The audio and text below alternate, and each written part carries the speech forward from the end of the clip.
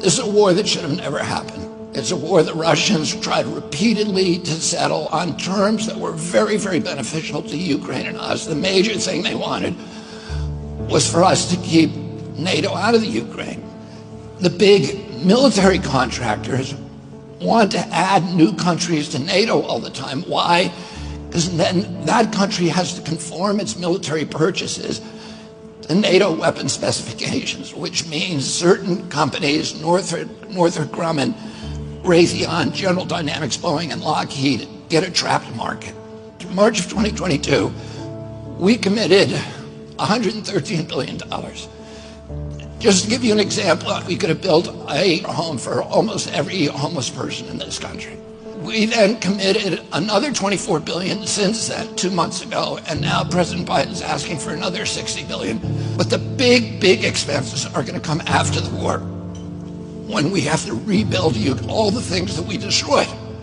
Mitch McConnell was asked, can we really afford to spend $113 billion to Ukraine? He said, don't worry. It's not really going to Ukraine.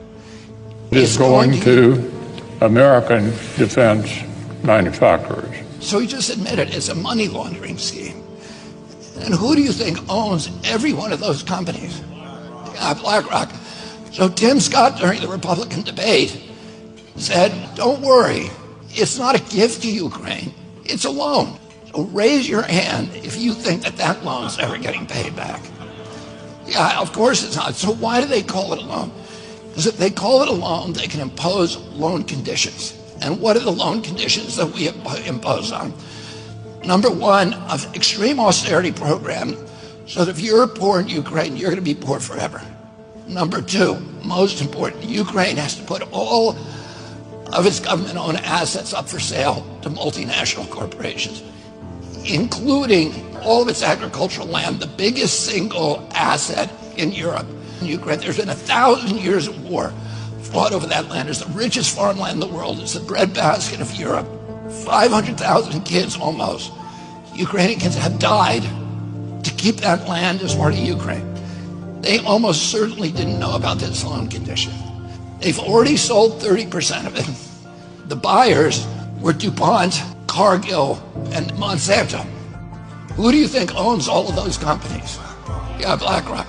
And then in December, President Biden gave out the contract to rebuild Ukraine.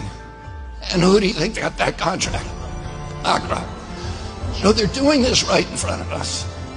They don't even care that we know anymore, because they know that they can get away with it. And how do they know that? Because they have a strategy. And that strategy is an old strategy, which is they keep us at war with each other. They keep us hating on each other. They keep the Republicans and Democrats fighting each other, black against white, and all these divisions that they sow.